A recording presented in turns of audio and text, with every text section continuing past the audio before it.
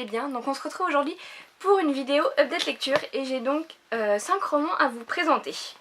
Donc les plus anciens commencent à dater un petit peu, donc j'espère que je vais pas être trop... que je vais bien m'en souvenir. Mais bon, ça devrait aller quand même.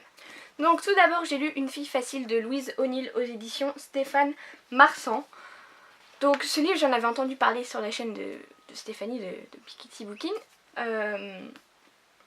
Alors, comment vous parler de cette histoire? Donc en fait c'est l'histoire de Emma, une jeune fille anglaise qui va se faire violer par des camarades de classe au cours d'une soirée. Donc ça on va dire que c'est l'élément déclencheur, hein, ce n'est pas... même si tout le reste de l'histoire va se baser là-dessus, c'est-à-dire qu'après, comme Emma est une jeune fille qui aime bien faire la fête, qui aime bien sortir avec des garçons, enfin je sais plus exactement, et qu'à cette soirée elle est habillée avec une robe très courte, on va la faire passer pour la salope de service en fait tout simplement, comme le nom l'indique, une fille facile. Il faut savoir qu'en plus elle n'a aucun souvenir de ce qui va se passer, de ce qui va se passer, donc du viol. Et elle va le voir sur Facebook puisqu'il y a tout un tas de photos qui sont publiées de ce que les garçons lui ont fait, sans qu'on voit les garçons en particulier parce qu'il y en a plusieurs. Et donc à partir de ce moment-là, toute sa vie va basculer puisque ses amis vont se retourner contre elle, sa famille aussi, tout le monde va la voir comme une salope. Et voilà, ça va être dur à vivre pour elle puisque tout le monde est au courant, elle ne sait pas du tout exactement ce qui s'est passé. Surtout qu'en plus, enfin, j'ai envie de dire c'est même plus que du viol quoi, c'est une humiliation parce qu'il y a vraiment des choses qu'ils font, c'est plus de l'humiliation que juste du viol quoi.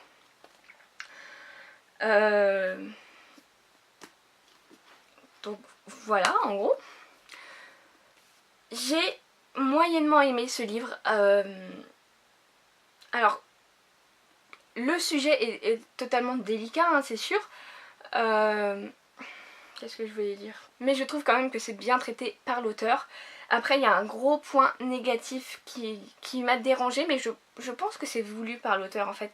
C'est-à-dire qu'au début de l'histoire, Emma est un personnage totalement exécrable, voilà, insupportable. On a limite envie de se dire bien fait pour elle parce que c'est une connasse de base. Désolée de dire ça comme ça, de toute façon c'est pas ce que je pense, hein, mais je pense que c'est voulu qu'on la voit comme une nana insupportable. Pour se dire que ça peut arriver à tout le monde et que voilà, tout le monde doit être logé à la même enseigne vis-à-vis de ça, qu'on ne va pas dire elle l'a mérité parce qu'elle se comportait comme une salope et comme une connasse quoi. Enfin, sachant que non, elle ne se comportait pas comme une salope, les filles font bien ce qu'elles veulent de leur corps, hein, encore heureux. Mais voilà, c'est-à-dire qu'au début c'est un petit peu la reine de ses copines, elle voit les autres un petit peu comme des sous-merdes. Elle est très dérangeante cette Emma et voilà, et du coup ça donne envie de se dire que c'est moins grave puisque c'est arrivé à une personne exécrable alors que c'est pas du tout le cas, c'est tout aussi grave. Et voilà, après il y a la fin que je n'ai pas... Enfin c'est pas que j'ai pas aimé, c'est un petit peu énervant, voilà. Mais je peux comprendre, je pense, enfin... Je pense que ça reflète quand même pas mal la réalité de beaucoup de choses. D'ailleurs je viens de me souvenir que je me suis trompée, c'est pas en Angleterre, c'est en Irlande que ça se passe. Enfin si on considère que l'Angleterre c'est juste pas le Royaume-Uni mais l'Angleterre quoi. Enfin oui du coup. Oui. Donc non, c'est en Irlande. Mais je pense que c'est un livre à lire parce que ça traite quand même d'un sujet grave et important qui malheureusement arrive beaucoup trop dans notre société, surtout à l'heure actuelle avec les réseaux sociaux, mais c'est affreux quoi. Enfin, c'est-à-dire que maintenant non seulement on peut se faire violer, mais en plus après ça se retrouve sur les réseaux sociaux quoi. Enfin, je comprends pas. Enfin, voilà, c'est pas acceptable quoi. Donc je vous recommande quand même cette lecture. Ensuite, je vais vous parler d'un livre qui fait partie à présent de mes livres préférés. C'est le dernier Virginie Grimaldi qui est Il est grand temps de rallumer les étoiles. Oh, mais ce livre, c'est plus qu'un coup de cœur que c'est... Voilà, c'est... J'aime trop... Enfin voilà, je n'ai plus les mots. Donc en fait c'est l'histoire de 3 femmes donc d'une même famille, donc Anna la maman donc qui a 37 ans, qui travaille en tant que serveuse et qui est clairement surmenée puisqu'elle fait le boulot de plusieurs personnes, hein, son patron devrait engager plusieurs serveuses mais il ne veut pas. Il y a aussi sa fille Chloé qui a 17 ans et son autre fille qui a 12 ans. Donc, mais il n'y a pas que Anna qui ne va pas bien, Chloé aussi a pas mal de problèmes, c'est-à-dire qu'en fait elle cherche le grand amour, mais elle ne tombe que sur des garçons qui veulent juste son cul et se barrer après quoi. Donc voilà, vis-à-vis de ça elle n'est pas bien du tout. Et Lily, je crois qu'elle se fait un petit peu harceler par des filles de sa classe. Donc voilà. Donc du coup il va arriver quelque chose et Anna va avoir la possibilité de... parce qu'elle a des, comment dire, beaucoup de dettes. Et elle va avoir en gros une somme d'argent, je vous dis pas comment. Et elle a le choix entre soit payer ses dettes ou emmener ses filles, du coup vu que son père a un camping-car, emmener ses filles en voyage pour leur faire oublier tous leurs problèmes quoi. Et je ne sais plus exactement pourquoi, mais elles vont, du coup, bah, elles partent en voyage, hein, sinon le livre n'existe pas. Elles vont partir en Scandinavie, donc je ne sais plus exactement pourquoi la décision, mais je sais juste que Lily, à un moment, fait un exposé sur les aurores boréales, donc je crois que ça a à voir avec le choix de la destination. Et donc voilà, elles vont partir en Scandinavie pour voir les aurores boréales.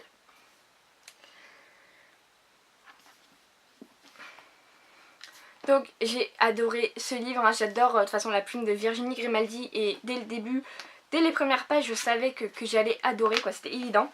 Alors au niveau de la narration c'est les trois filles qu'on va suivre, donc il y a Anna, ensuite il y a Chloé donc, qui écrit un peu comme si elle écrivait sur son blog je crois, et Lily qui écrit un journal qu'elle a appelé Marcel, du coup elle lui dit tout le temps salut Marcel, etc.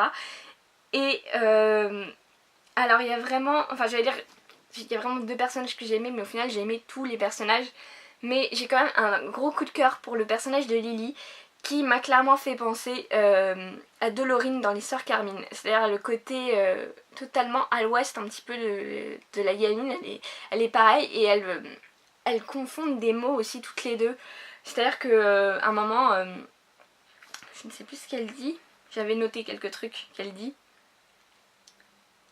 Oui, à un moment, elle veut dire point de suture et elle dit point de soudure. Ça m'a fait rire. Et alors, il y a une phrase que j'ai notée aussi, donc je vais vous la lire entièrement. Elle arrêtait pas de glousser, on aurait dit qu'elle avait trouvé le vaccin contre les rageux. Donc déjà ça me fait rire. Elle est vraiment bête. Si on colle notre oreille contre sa tête, je suis sûre qu'on entend la mer. Ça m'a fait trop rire, quoi.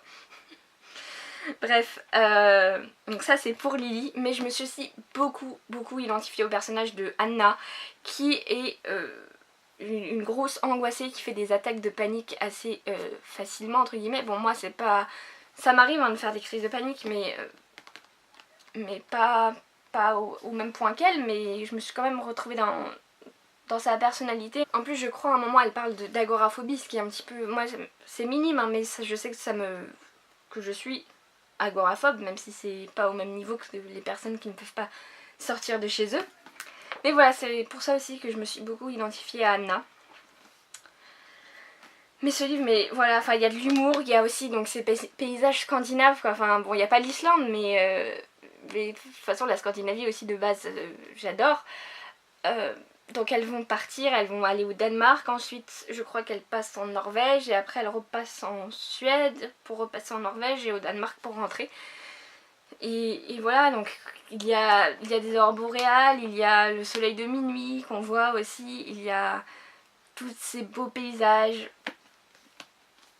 D'ailleurs j'ai noté encore une phrase qui franchement, enfin j'adore cette phrase, c'est en Scandinavie le chemin est aussi beau que la destination. Et c'est vrai que ça doit être le cas. Bon, j'ai jamais été dans aucun de ces pays scandinaves là, mais je suis sûre qu'ils sont tous magnifiques. Pas autant que l'Islande hein, quand même, faut pas abuser.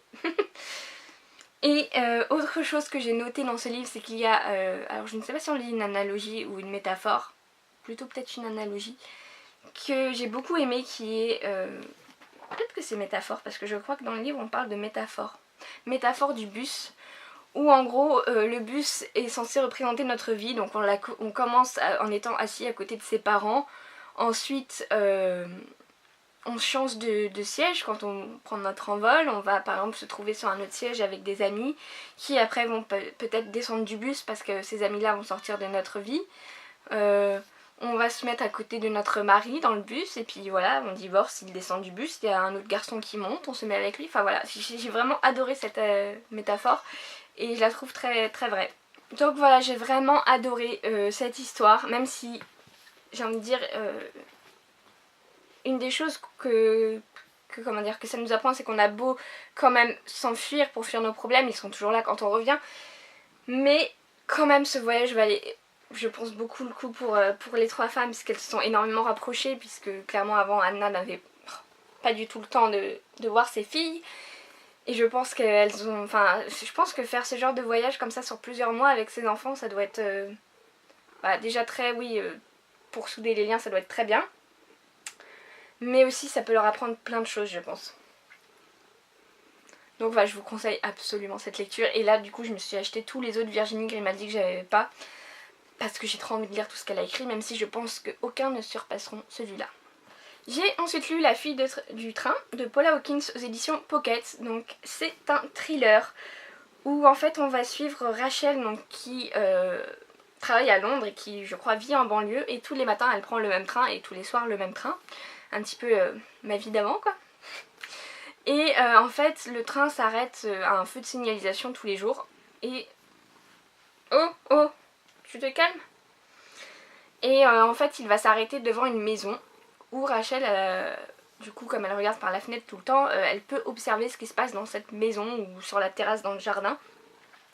Et donc il y a un couple qui vit dans cette maison et voilà, elle aime bien les regarder. Bon, c'est un petit peu voyeur, mais bon, j'ai envie de dire on est tous un petit peu des voyeurs chez les humains. Bon, tu m'agaces, hein. Oui.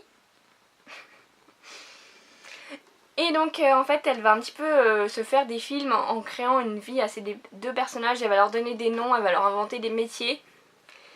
Jusqu'au jour où... Oui, d'ailleurs j'ai oublié de vous parler de Rachel avant de passer à l'autre suite. Parlons de Rachel. Donc Rachel est une femme divorcée qui est devenue alcoolique. Qui d'ailleurs habite quelques maisons plus loin de la maison qu'elle observe tous les jours, où il vit maintenant avec sa nouvelle femme et leur enfant. Voilà, et donc un beau jour elle va passer devant la maison, donc je ne vous avais pas dit mais elle les a appelés Jess et Jason, et donc elle va passer devant la maison et elle va voir que Jess est avec un autre homme. Et le lendemain, un avis de disparition est publié pour Jess, quoi, qui s'appelle en réalité Megan. Et donc comme elle s'est un petit peu... créer un petit peu enfin pas une relation, mais elle se sent proche de ces personnes là puisqu'elle les voit tous les jours, et donc elle va décider de pas d'enquêter mais essayer de trouver de savoir pourquoi elle se rapprochait de la police pour savoir où a disparu Jess, quoi. Oui mon bébé. Donc dans ce livre on va suivre donc du coup les 3 personnages féminins au niveau... On t'arrête de te gratter, ça fait du bruit. Au niveau de la narration, donc il y a Rachel qu'on suit, il y a Megan du coup, qu'on suit à travers des flashbacks. Et il y a aussi Anna, je crois, donc la nouvelle femme de l'ex-mari de Rachel. Donc j'ai trouvé que c'était quand même un bon thriller. Je me suis pas du tout doutée de qui avait fait quoi avant la fin. Après c'est quand même un roman assez addictif, j'ai trouvé, j'étais bien à fond dedans quand j'étais dedans. Et je le trouve assez réaliste, voilà, j'aime bien, enfin j'ai vraiment bien aimé comment est abordée la psychologie de Rachel, donc qui est une femme un petit peu détruite par son divorce, qui, oui d'ailleurs je vous l'ai pas précisé, qui n'arrive pas à tourner la page, tous les jours elle appelle son ex-mari, elle vient chez eux des fois, enfin vraiment elle n'arrive pas à avancer, elle reste dans le passé, tout en se bourrant la gueule tous les jours, quoi.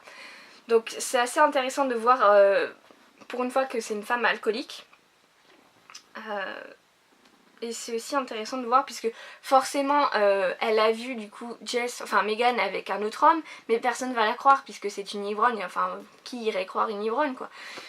Et j'ai bien aimé quand même ce qui était fait avec le personnage de Rachel. Par contre ce que j'ai pas trop aimé, c'est que je trouve qu'il n'y a pas trop de distinction au niveau de la narration entre les 3 personnages. c'est un peu... on se dit que c'est d'autres personnages qui parlent, mais on ne le voit pas forcément. Voilà, c'est ça qui m'a un petit peu dérangée, mais bon.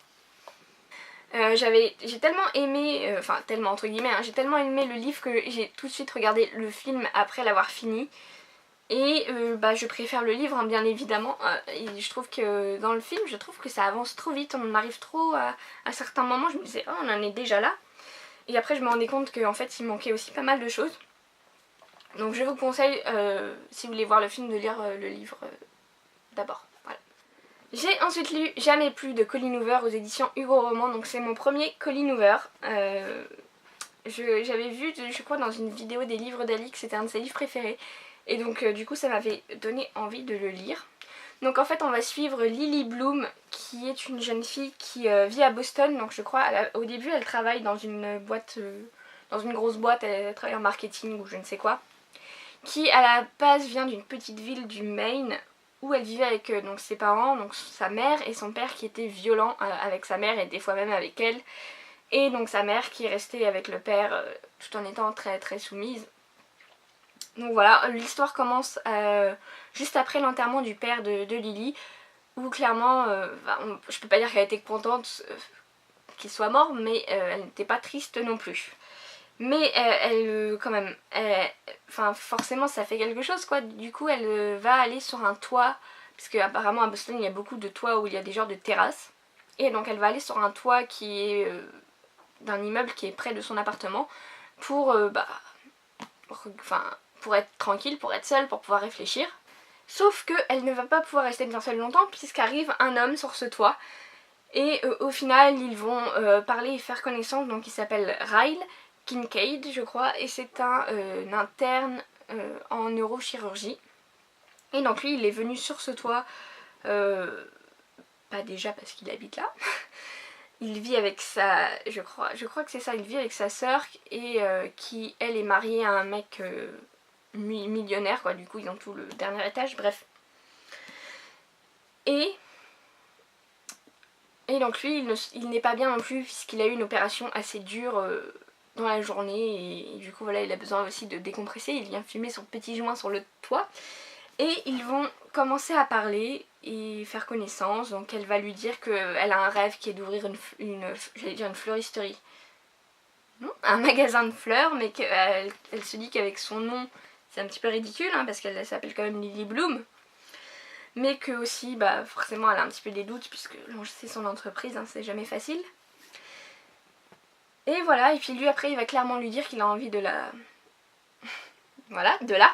Sauf que lui, il ne veut que du cul et elle cherche un copain, donc ça ne se fait pas, voilà. Et ensuite, on va retrouver Lily, 6 mois plus tard, qui a acheté sa boutique pour lancer sa boutique de fleurs. Voilà, avec son héritage, elle a acheté ça.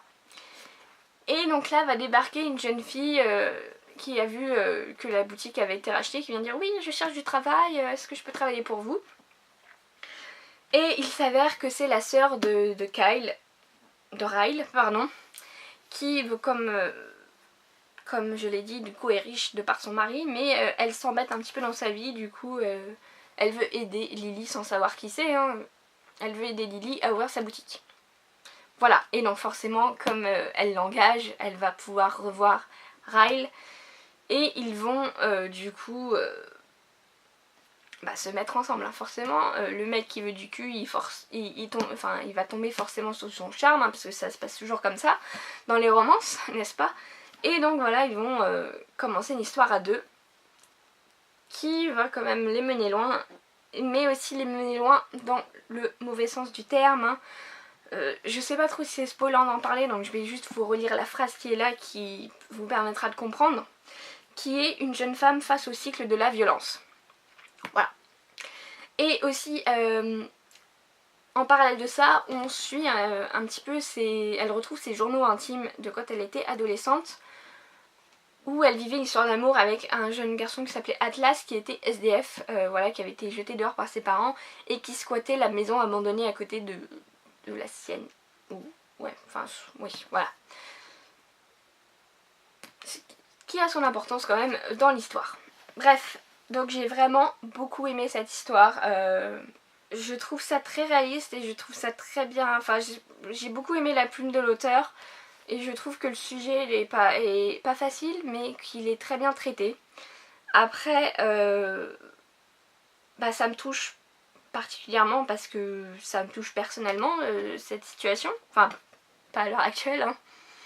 Mais voilà, j'ai pas trop envie de rentrer dans ma vie à moi. Mais c'est vrai que voilà, je me suis reconnue dans certaines situations. Et je me suis sentie super mal à certains moments parce que j'avais cette boule dans le ventre, cette sensation que j'ai déjà ressentie par le passé. Et voilà, il y avait des moments où je trouvais ça quand même assez dur. Il y a surtout, alors, c'est un truc tout bête, bon, c'est à un moment, Ryle dit quelque chose et là, mais waouh, franchement, ça m'a fait comme un coup de poing dans le ventre, quoi. Il dit, c'était après avoir découvert quelle pute d'épouse j'avais. Cette phrase, elle m'a... Voilà, bref. Du coup, ça spoil peut-être un petit peu, désolée. Mais franchement, voilà, ça m'a pris au tripes ce livre. Et j'ai vraiment aimé et j'ai hâte de relire d'autres livres de Colleen Hoover. Et pour finir, j'ai lu You and I de Kelly Keyes aux éditions Milady. Donc c'est l'histoire de Alyssa Grant qui est étudiante en météorologie. En climatologie, voilà, c'est mieux. Donc elle vit au Québec, je crois, et l'histoire commence quelques temps après que son frère soit mort. Voilà. Mais avant qu'il meure, ils avaient prévu, tous les deux, avec aussi leur meilleur ami, garçon, de partir dans la Tornado Alley, donc qui est une espèce de bande dans les États-Unis où apparemment il y a beaucoup de tornades. Je reviendrai un petit peu sur ça après, mais voilà, bref. Sauf que voilà, comme il décède, c'est un petit peu foutu en l'air. Du coup, elle attend d'avoir une bourse pour pouvoir partir quand même en voyage seule, parce que du coup elle préfère partir seule que de partir avec son meilleur ami qui lui rappelle trop son frère. Sauf qu'elle n'a pas la bourse, du coup elle n'a pas l'argent pour pouvoir partir. Et c'est là qu'elle va rencontrer Ethan, donc un étudiant en journalisme, qui lui propose de financer l'expédition s'il peut venir avec elle. Donc sachant qu'il part du Canada et descend jusqu'au Texas. Donc au début, elle est pas trop chaude, mais au final elle se rend compte que voilà, que ça sera mieux. Et bah forcément ils vont avoir un gros coup de foudre, mais tous les deux ils sont quand même un petit peu sur la réserve, puisque lui cache quelque chose et elle aussi. Mais aussi très perturbée à cause de la mort de son frère.